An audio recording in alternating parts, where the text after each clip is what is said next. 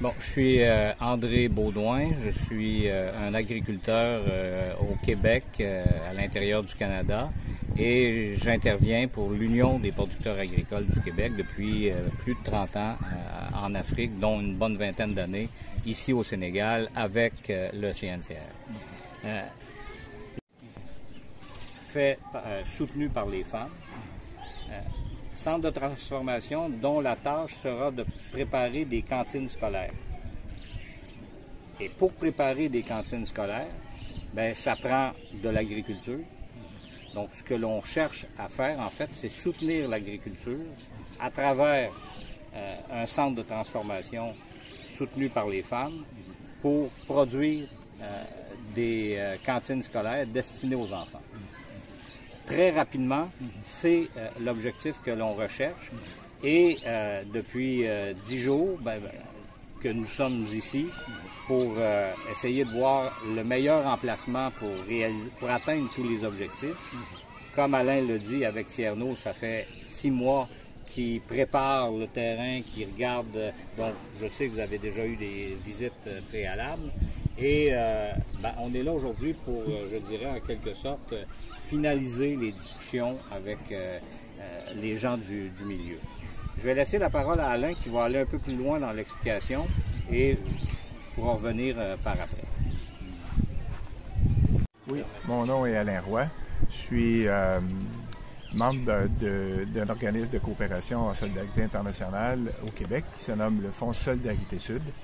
Et donc partenaire aussi dans ce projet-là avec l'Union des producteurs agricoles Développement international. Merci. Bien, il y a un autre élément qui est important là, dans tout projet, pour le réaliser, ça prend de l'énergie. Et puis tous les projets, je dirais, on parle d'énergie verte. Je pense que c'est logique de penser à développer des projets avec de l'énergie verte. Et on parle d'énergie, bien, le solaire ici, c'est une ressource qui est importante.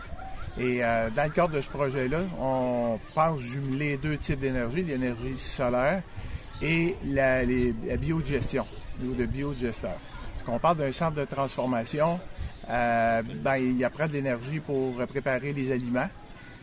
Dans ce concept-là, je pense que ça peut être intéressant d'intégrer la biodigestion. Et au niveau des besoins d'électricité pour préparer les aliments, la transformation, là, il y a l'aspect solaire. Et ce qui est intéressant aussi dans ce qu'on a dit tout à l'heure, c'est pas juste soutenir l'agriculture. Dans ce projet-là, c'est un projet d'économie circulaire, puis je dirais d'une façon plus large. On vient soutenir ici, on parle de cantines scolaires, on parle de repas à des étudiants qui va leur permettre au niveau de donner les meilleures conditions d'apprentissage. Donc, on soutient le développement des connaissances chez les jeunes. Indirectement, ça soutient la communauté.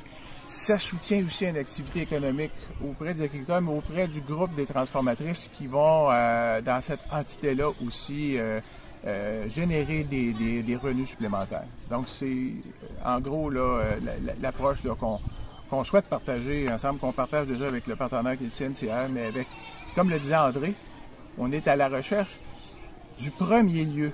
Parce que, dans le fond, ici, ce qu'on veut, c'est démontrer que c'est possible de déployer des ressources, des compétences, pour arriver à ces fins-là, pour être capable de relayer à d'autres projets comme ça au Sénégal.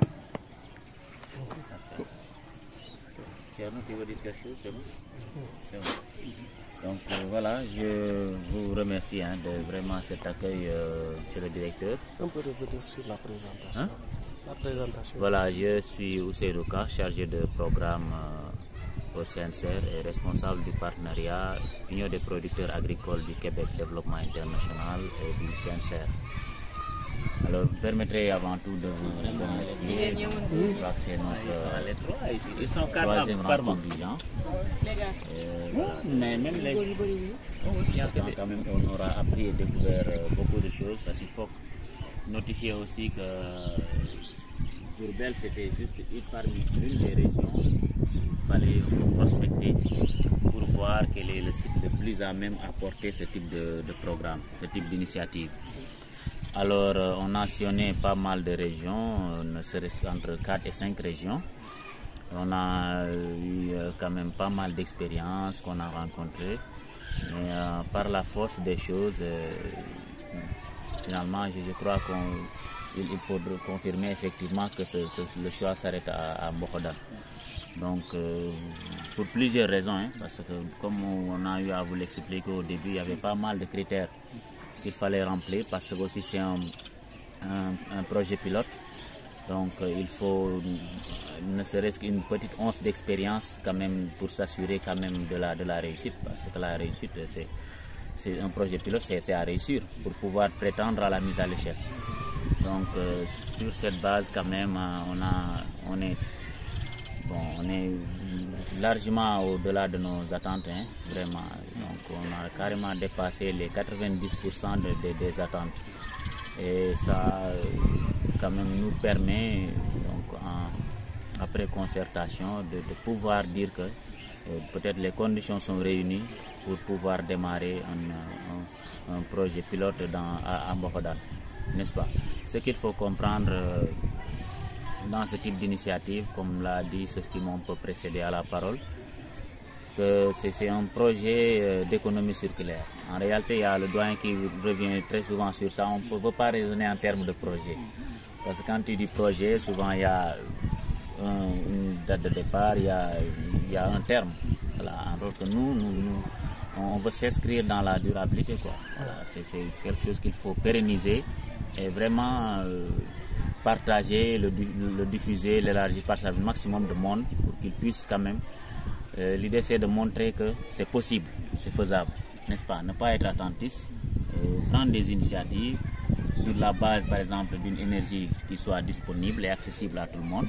Ça nous permettra un peu de valoriser les produits agricoles, ne plus devoir écouler, donc je veux dire brader nos produits, n'est-ce pas, les transformer, les donner un peu plus de valeur. Ça permet de créer de l'économie, mais aussi en faire profiter donc aux populations riveraines, donc les principales cibles, particulièrement les jeunes enfants, donc, ne serait-ce que pour assurer un peu plus de stabilité à l'école. Donc ça joue un peu sur les résultats scolaires.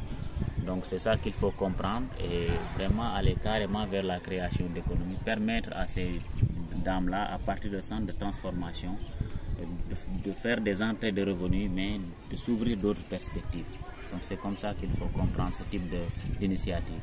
Voilà. Mais ça a été un peu long quand même. Mais voilà. C'est intéressant. Voilà, c'est bon.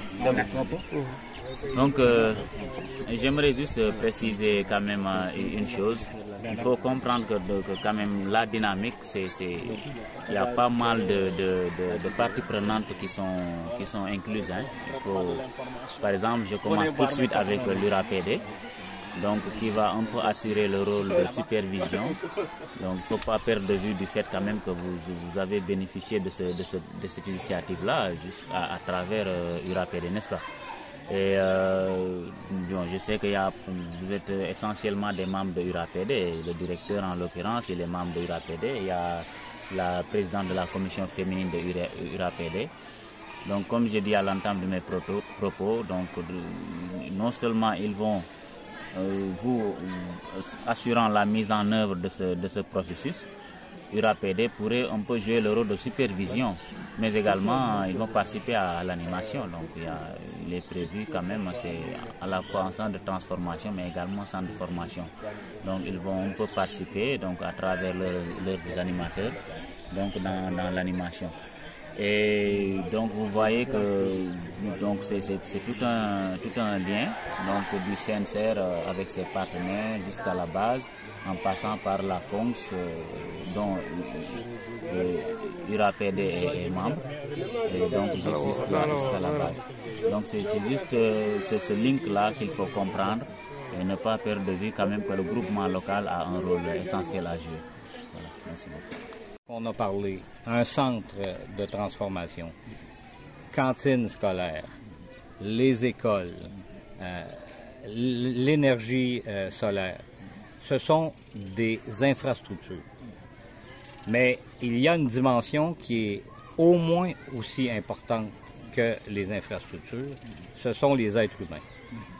On pourrait réunir toutes les mêmes conditions sans finalement avoir l'élément essentiel, les êtres humains capables de jouer définitivement le rôle pour faire avancer les choses.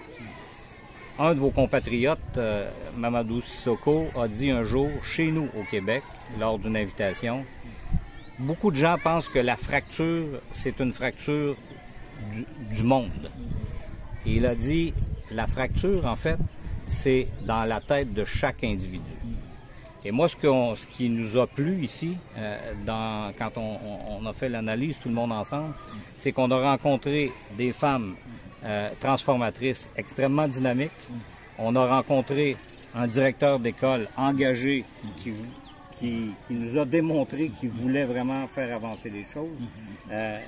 On a aujourd'hui rencontré des professeurs qui démontrent aussi qu'ils veulent faire les choses.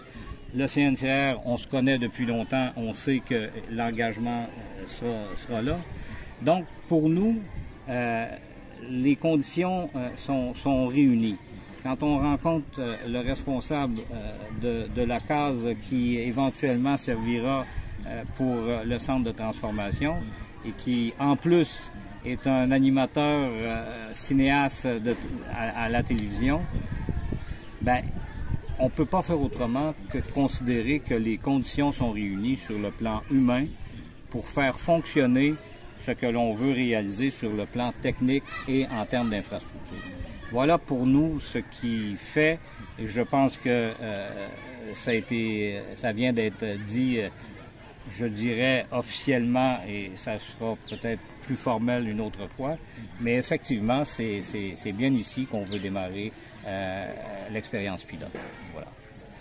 Juste peut-être une chose, que dire aussi qu'on a l'accompagnement de la mairie, qui est un pouvoir local, donc pas négligeable quand même. C'est vraiment une partie prenante. Et ça, quand même, ça fait partie des éléments, donc des paramètres qui ont plus motivé.